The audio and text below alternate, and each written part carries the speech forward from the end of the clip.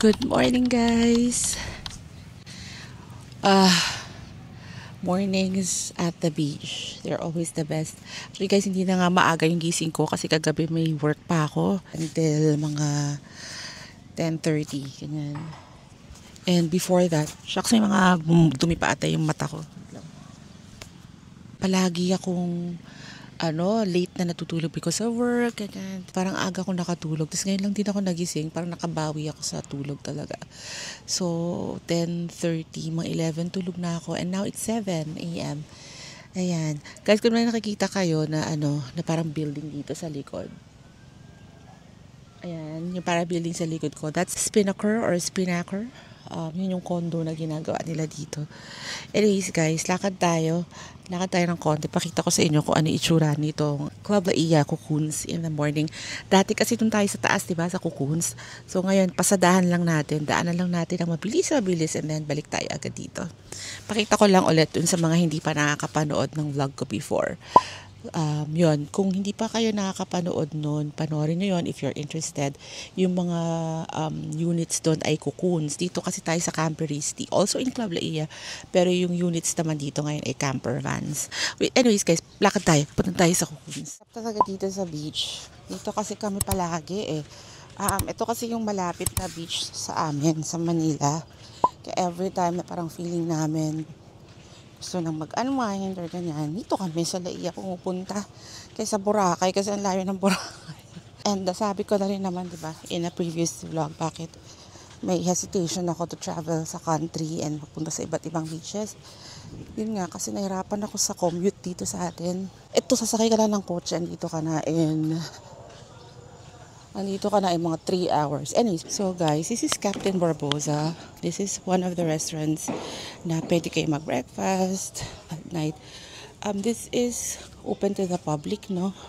So, pwedeng non-checked-in guests ang kumain dito. Dito tayo nag-dinner kagabi. We would always stay here in Cocoons. Like, ang daming beses na. Kaya ngayon sa Camperisti na para maiba lang. At pakita ko pala sa inyo. So, ito yung mga toilets here. But these are public toilets, no? Kasi hindi ito for checked-in. Pwede din itong magamit ng hindi checked-in guests. So, these are the public toilets here. So, ito yung sa toilets. And then dito sa kabila, the 4 rooms here are the showers. So, guys. There. Yan. Yan yung showers. Mali pala yung term na public kasi hindi naman open to the public. Mali pala yung term na public, no guys, kasi hindi naman siya open to the public per se. Pwede lang siya ma-access din. Kasi kunyari, nasa Captain Barbosa ka, tapos na toilet ka, pwede kang mag-toilet dun. Diba? So yun, anyways, dito tayo sa left. So ito, this is a place na parang pwede ka rin mag-chill at night. But, dito muna tayo sa mga gazebo.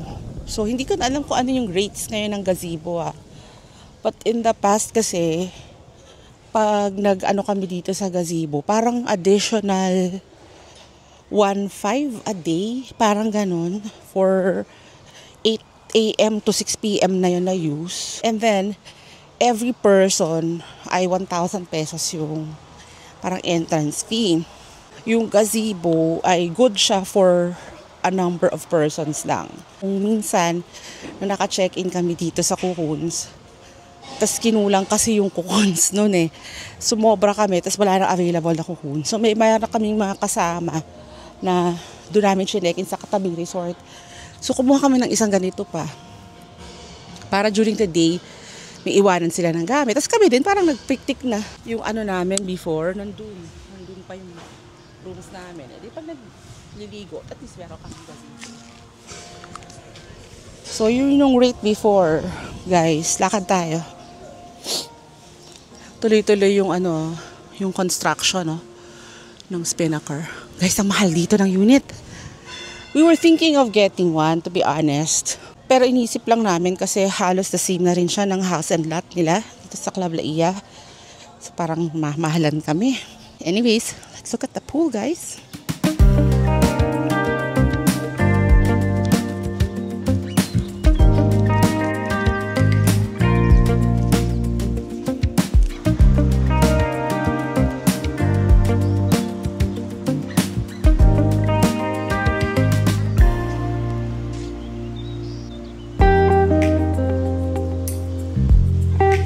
eto guys, yung clubhouse. Oh, pakita ko na yan sa inyo before guys. Eto yung clubhouse. That's where you have breakfast.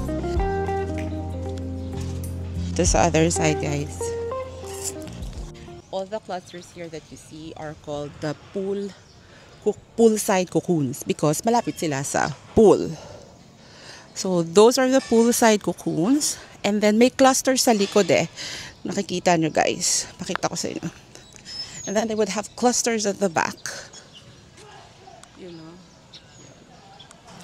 The clusters at the back are called garden cocoons. Tapos, makita nyo sa per cluster, tigta-tatlong cocoons, di ba? So, meron sa baba, meron din sa taas. Yung nasa baba ay mas mura, yung nasa taas mas mahal. Kasi yung nasa taas, tawag nila doon, premier poolside cocoons. And they're called premier because may view sila ng dagat. Mas maganda yung view nila of the beach, of the sea. Before, lagi kami rin dun sa taas. Pero nagpalit kami kasi meron akong kasamang senior citizen, yung nanay ko. Kasama ko rin yung anak ko. Parang delikado yung umaakyat pa dun sa steel na hagdan. So pag kumukuha kami ng poolside cocoons, dun na lang kami sa baba kumukuha. Anyways, dito tayo sa restaurant. They call it The Sands. And then, titignan ko lang yung parang breakfast menu. And then tanong ko kung pwedeng i-deliver sa camper van. So pwede rin to miss na lunch, Yes, pwede rin ipaano ko yung oras ng delivery. Delivery. Tama. Yes, Sige. I hear the beat. It's in my chest. Got me feeling some kind of way. I confess the rhythm takes over. No room to rest. My heart's dancing. It's a love conquest.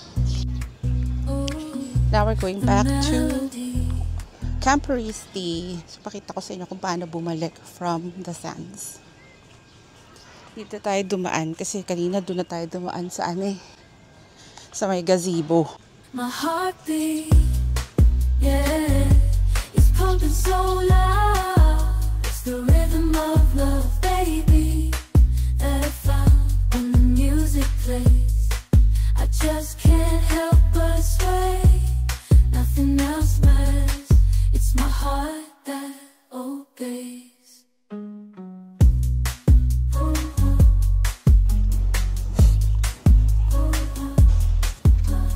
Ayan na. We're back to our room. That's our room.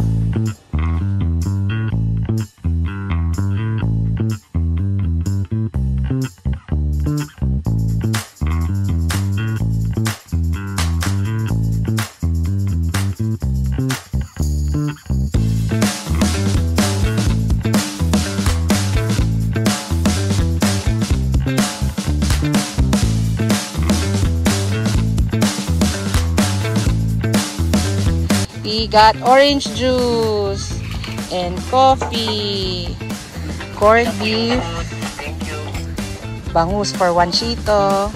Para tayo. Order din ako ng pancakes. Kasi kahapon pa na yan eh.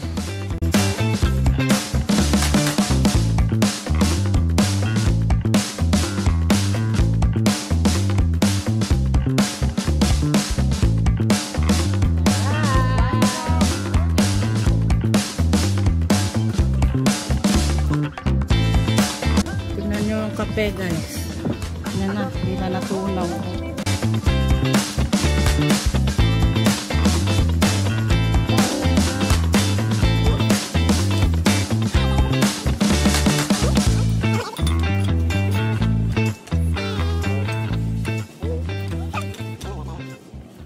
Kain muna kami guys. See you later. We give her the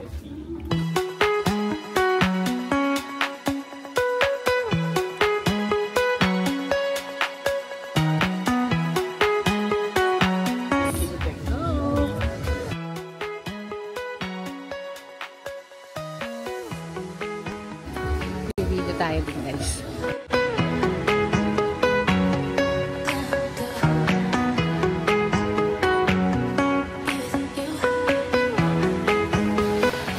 Watcha! Guys, guys, balik muna tayo kasi ang init. Hindi ako makapag-swim. Plan ng anak ko na ng boat, magkakayak daw siya. Kasi nung sa Boracay, nagkayak siya and he enjoyed it. So, yun. Ako guys, ay dito muna. Mamaya siguro ako mag-swim. Wala akong ginagawa dito guys. Chill lang. And, yeah. Actually, habang nandito, nag-iisip din ako guys ng sasabihin. To be honest, this week was like, para siyang shocking week for me and my friends, lalo na from high school and ganyan. Because we lost a batchmate. And, ayun lang guys, siguro timely na rin na masabi ko sa inyo na, you know what, we all have problems in this world.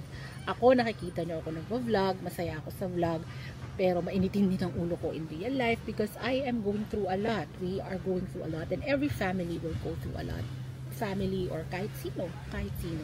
It could be something that you go through at work, or mga problems kahit ano pwedeng financial, pwedeng relationships, careers, diba? But whatever it is that you're going through, isipin nyo na you are not going through it alone. Hindi ka nag-iisa in many ways, in many sense. Hindi lang ikaw ang may problema. Kung may problema ka, may tao kang lalapitan. So, alam nyo, kung may pinagdadaanan kayo, just talk to people. There's always going to be someone who's there willing to talk to you. May not be someone you know, maybe someone from the internet, maybe someone from the US. Doesn't have to be physically na malapit sa inyo for you to feel them that they're there. But there will always be that one person who's there. And guys, if you feel that wala naman talaga kahit isang tao na nandyan, you pray, you talk to God. God is someone that you can talk to. Whoever is your God, whatever is your religion, there's always someone out there in the universe that's going to listen to you. Yun lang guys, isipin nyo, and that you are an important person. Kung feeling mo bleak yung future, kung feeling mo wala ka naman ako contribute sa pamilya mo or sa society, no. The mere fact that you are alive, that you are present, may purpose ka, may silbi ka sa mundo. People rely on you, people depend on you, and people feel that it's a better world because you're there. You are there. Feeling mo magiging pabigat ka sa family or sa mga anak mo. The fact that you are alive, it's comfort sa mga anak mo knowing that you are there for them. Don't fight and struggle alone. Yun lang. Wait, andito na yung anak ko. Na, boss! This is where you wash your feet. Ayan, no? You remove sand there, but you need to bring your slippers. There. Ano na? Isa-isa lang ba? Parang isa lang Speedboat 2,530 minutes Tara! Yung bilog 400 per head. Bilog na lang. Tapos isang speedboat mamaya. Hindi ba nakakahilo yan? Hindi ko alam. Sa ilang minutes ba yun? 15 po. 15 lang yan? Ito? Opo, pati po ito 15 din po. 15. 15 lang pala to. Thank you po, kuya. Upo muna ikaw, Wanchi. Yehey! Wanchi will ride the speedboat. Tayo na. Let's go. Woohoo! Speedboat ako ng speedboat. Jet ski nga pala siya. B, gusto ko sumakay. Kayo muna ni Wancho. Alright. So yan guys, sasakay sila sa jet ski. Wancho, now you're right with daddy. Walking down the streets, feeling the breeze. In the sunshine state where dreams come with ease. Palm trees swaying with the ocean in view. This is the place where I always feel brand new. Sipping on the spoon and chilling by the shore. Good luck, Wancho. Wala na. Puro jet ski na laman ng utak rin. On the sand as I ride the vibe. Off they go. Rhythm the light. I'm the king of this groove with the catchy hook. Got the ladies moving and the fellas shook. At naman sila guys doon sa hurricane. Ayoko no, nahilo na ako. Doon ako babalik sa Doon ako babalik sa van natin. Bye! Rhythmic chase, catching glances from strangers as I pass them by. In the city of dreams, the stars light up the sky. Every step, every verse takes me close to the high. In the soft rap world where I spread my wings and fly.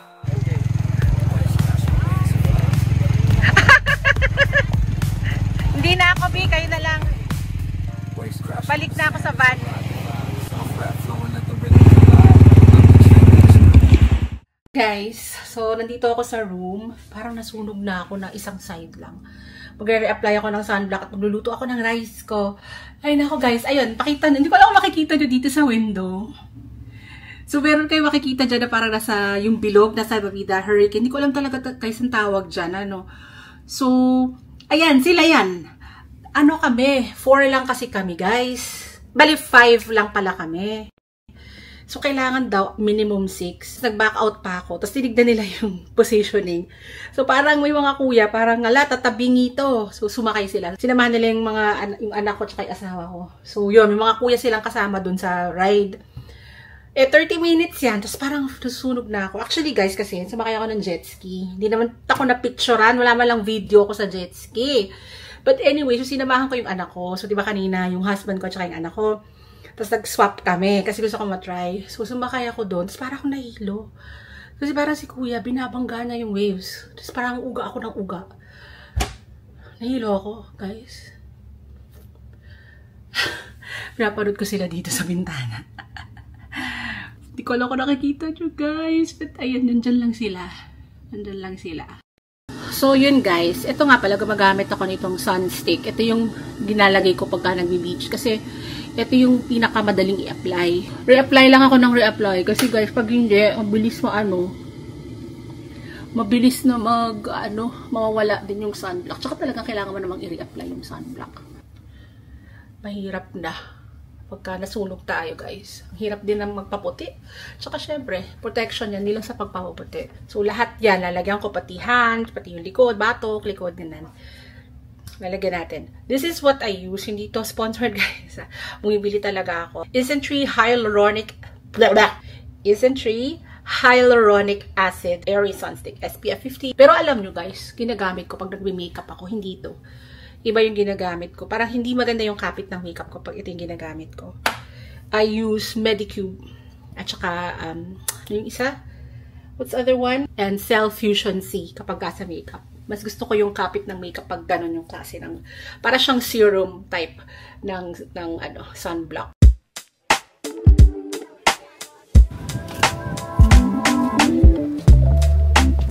Yehey! Yempo! Tinola inano ko ha, para may sabaw si Wancho ha.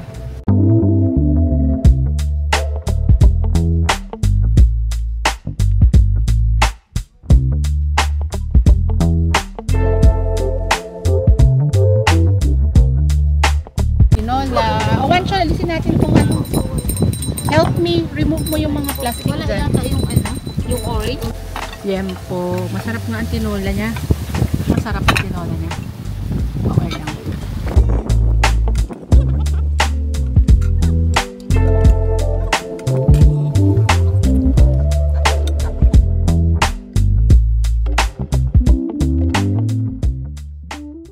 So yun guys, nakaligo na kami sa beach and nagbanlaw na, nag-change na rin kami muna sa clothes. Currently 2 PM. So mamaya ulit kami magsuswim. Probably doon naman kami sa loob sa pool. Actually kahit namang 2:00, marami pa rin naliligo. Hindi naman madami, but there are people na swimming unlike before. Dito, ang tahimik. Talagang nakaka-relax. Ang tahimik. Hindi kasi siya yung parang Boracay na very busy and daming party. Nga pala yung mga clothes sa likod, nakasampay. So yun, sa Boracay kasi it's very busy, ang daming tao, ang daming tourists. Kumbaga, masaya din naman yun. There's a different vibe. But dito medyo laid back to. Talaga dito, tahimik. Wala masyadong ingay. So talaga makaka-relax dito. By the way, na-surprise nga pala ako guys kasi kaninang lunch, dun lang kami nagbayad nung breakfast. The whole time I was thinking na may free breakfast kasi last No, previous times that we've been here, free yung breakfast. But wala na pala ngayon yun. Hindi na kasama yung free breakfast sa room. So, kanina, nagbayad pa ako ng, ilan kami? 5. Nag-extra ako ng isa. So, I was expecting yung extra lang yung babayaran ko. But apparently, we paid for 6. So, yun lang. Ang tahimik. Sarap matulog. Sana meron ditong hammock or tumba-tumba. Okay, so guys, kung makikita nyo, meron dyan 2 camper vans sa Camperisti, no? Yung 2 camper vans na yan, dyan kami nagstay previously ng family. Makikita nyo yan sa isang vlog ko. Yung 2 camper vans na yan, right now, sila yung closer to Captain Barbosa. Ngayon, so yan silang 2, no? And then, dito naman sa side namin, ito naman yung Premier van. Premier camper van. 2 rin to. So, ito yung isa. Pakita ko sa inyo yung isang camper van. So, kita nyo guys, mas mahal yan eh. Mas mahal itong 2 to kasi ang halaki. Tsaka siya talaga up to 6. Yung 6 na yun, hindi mo na kailangan mag-convert ng living room. Yung kasing 2 van na to, ang bed dyan ay parang double or queen at the most. Tapos wala masyadong lakaran sa side ng bed. Bed lang, konting-konting space lang to walk around. Tapos meron siyang maliit na living and dining. Pero kailangang i-convert yon para maging extra bed. So pag na-convert yon, parang meron kayong 2 double bed. Therefore, kasya yung 4 persons. Going back naman dito sa aming camper van, as is guys, kasya na dyan ang 6 persons. Walang conversion na kailangan gawin. Kasya na yung 6. As long as yung 4, willing sila na matulog sa parang sofa. Napakita ko na naman yung quick room tour kagabi. Yung parang sofa doon, may cushion, malambot, and malapad. So para siyang single bed din. So kanina may naglilinis doon sa likod na van. Tinanong namin kasi sabi ni ate, magdadagdag daw sila ng 2 pang premier vans dito, and yung family kasi na yung planning to go back here and rent 4 premier vans this June. So by March daw this year 2025, maglalagay na sila ng another 2 extra premier vans. Therefore magiging 4 na yung premier vans. Ngayon yung location ng premier vans ay dun sa location ng 2 old na maliit na vans. Yung 2 na 4x4 ipupush back nila sa likod. So, lahat ng nasa unahan, beachfront, ay premier vans na by March siguro. So, tapos yung 2 maliliit na vans, sa likod na sila. Hindi na sila beachfront. Pero malapit pa rin naman sa beach. Kung yun yung option na gusto nyo. Ang ganda ng view guys. Pag pinapanood mo, para kang inaantok, nabibighani ka. White sand siya guys eh. Hindi siya kasing ganda ng sand sa Boracay, pero sa totoo lang, pwede na. Ang ganda-ganda na rin ito. White sand, pino na rin yung buhangin. Malinis din naman yung tubig. Hindi lang siya kasing parang emerald aquamarine blue ng Boracay. Hindi siya ganong quality. But maganda naman. Malinis din yung tubig. Yan, may mga bangka-bangka lang dyan. Tahimik. Yan, ganda. Ang saya dito pumunta with friends, no? Talagang may enjoy nyo guys. Kasi ang dami rin ditong water activities. Ito pa, hindi kasi ako water activity guys eh. Yun pala, kanina kasi doon may family of 3 na tinatanong na kasya pa ba kami sa banana boat? Para pala siyang if hindi mo siya ni-rent na privately for your group, para pala siyang jeep na na hanggang punuan. Hindi ko alam guys, hindi para first time ko kasi na ganyan. Hindi pa ako nakasakay ng banana boat. Nanonood lang ako, alam ko ano banana boat siya, napapanood ko lang yan. Pero hindi kasi ako water activities eh. So ganun pala yun. Ganun ba yun? Yung pag banana boat, pag private, edi kayo lang, sarili nyo. Kahit 4 lang kayo or 5, basta sinolo nyo, edi kayo lang yung sakay. Pero meron din pala siya na parang pasahero na type ng jeep na punuan. So kanina meron doon nakikipag-usap na kasya pa ba kaming 3? Pwede pa ba kaming humabol na 3? Yun. So may ganun pala dito sa banana boat. Pero parang hindi naman mismo sa Club Laia yung mga water activities eh. You can rent kasi merong mga shed doon sa labas ng Laia na where you can rent a jet ski, a speedboat, yung mga ganyan. Pero parang hindi yun direct sa Club Laia. May pinirmahan kaming forum eh, pero parang sa operators na taga San Juan, hindi mismo sa Club Laia yung mga water activities. Ang gagawin ko muna guys ay mag-e-edit muna ako ng mga videos habang tulog sila at nagpapahinga para naman kahit papano umandar tayo. May isa pa akong i-upload yung sa Hong Kong. Tatapusin ko na yung Hong Kong vlog kasi nakatenga pa yung Japan at saka Taiwan guys. Panoorin nyo yan, abangan nyo. Maganda yung Japan kasi it's from a perspective of someone na pupunta sa Japan for the first time. So sana mapanood yung vlog. Yun lang guys, mag-edit muna ako. Pili kami ng ice cream kay kuya pero hindi ko na vlog. Ice cream. Wow. Isa ayaw-ayaw, hindi niya alam cheese flavor ang kinakain niya. Ginawa, kundi kumain. Kain, ligo, tulog.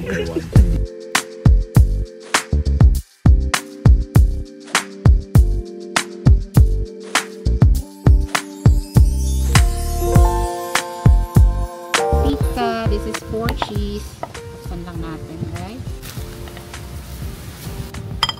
Kain na naman. Gusto ko dito kasi ay may blue cheese ang kanilang pizza. So guys, blue cheese yan.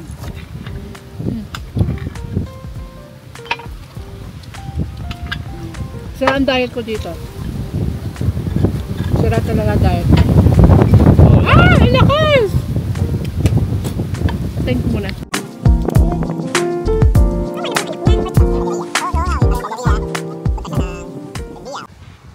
Be careful!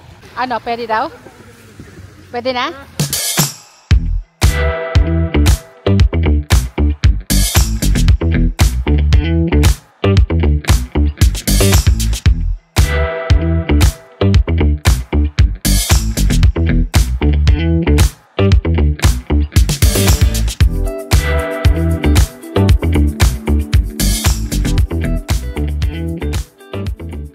Go to the pool. Dito tayo sa likod dumaan. Pani tayo humarang dun sa mga guests ng Barbosa. So yan, we're now going to the pool. Malamig? Ah, gusto ko mag-swim. Babalik na naman ako. Gusto ko maligo kasi babalik na naman ako. Wancha, say hi.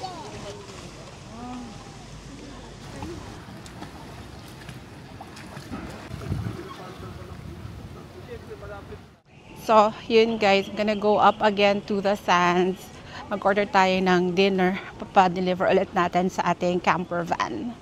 I love the afternoon vibe guys. Kasi mas marami ng tao ngayon.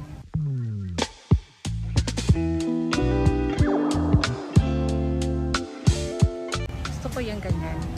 Para nagiging lively siya.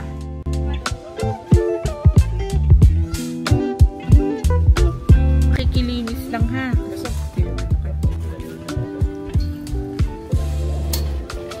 Yan. Kaano na sila kuya, maghahain na. Yehey, kare-kare. And buko. Kuya, thank you. Fried chicken.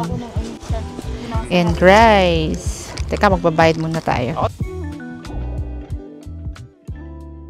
Guys, andun na yung food and lumabas lang ako sandali kasi pakita ko sa inyo. Ang ganda dito guys. Hindi ko alam kung nakikita nyo. Gusto ko tong ganito. Yung tipong sunset. Nakikita nyo ba to guys? Ang ganda nung gradient. Para siyang painting. Diba? Napakaganda guys. Ang ganda-ganda. And then dito din, oh, parang ang tahimik. Ang sarap dito, guys. Punta kayo dito sa Laia, sa Camperisti. Siguro ngayon hindi pa siya masyadong kasi mga Feb pa lang. Pero namang pag summer, na yan. Dami ng tao. Anyways, we're gonna eat now. Yung food namin ay simple lang naman. Fried chicken and kare-kare. Tapos si husband ay nag-order ng dinakdakan. Oh, careful. Ito kasi yan guys hindi even yung floor. Biglang lulubog siya. Guys, ang sarap ng aming dinner. Ano kayo dyan? Ikaw na dyan. Have kare-kare. Guys, masarap ang kare-kare. Lahat ng food ngayon masarap. Kahit yung fried chicken ni Wancho ay masarap. Pati itong ating kare-kare ay masarap din. Lahat, dinakdakan, masarap din. Ito rin, gravy niya masarap din.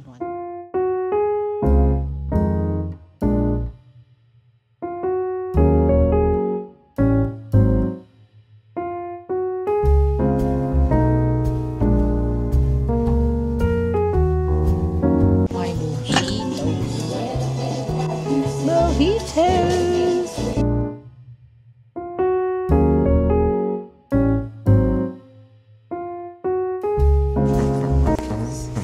Guys, our last night in Camp Christi.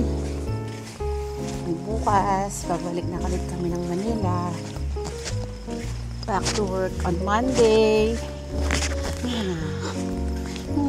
nga, nga.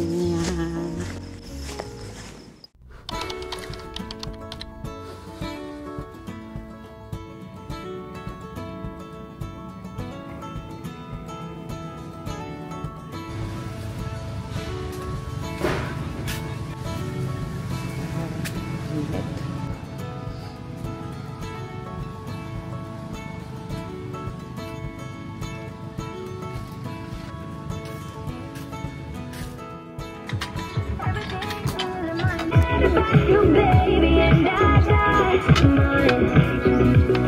From the freaking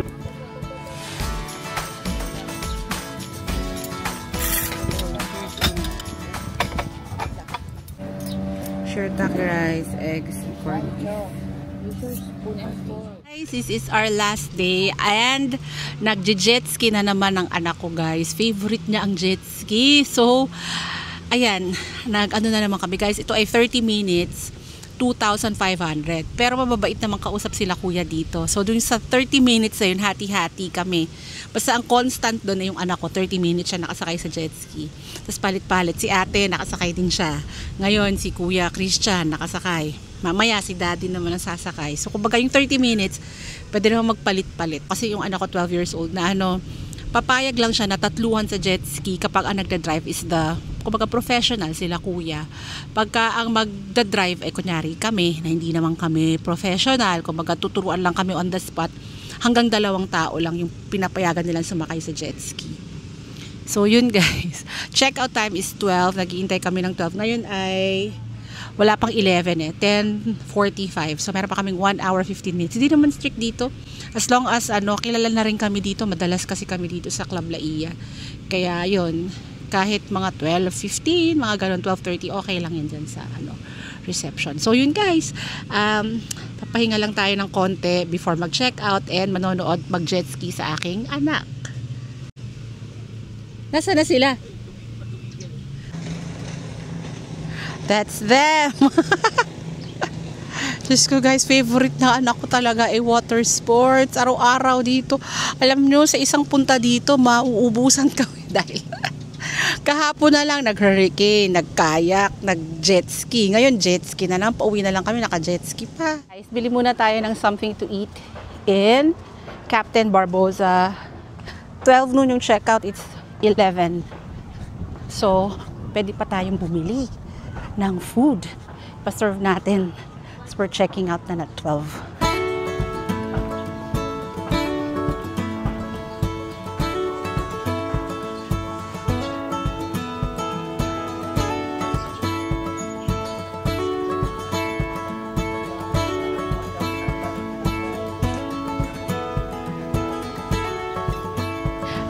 So yun guys, order na tayo ng spaghetti, pasta, gambas, and french fries. That's our pre-lunch until we get to Lipa. Kasi dadaan kami sa Lipa, dadaanan ko naman yung aking nanay na sasabay sa amin paluwas.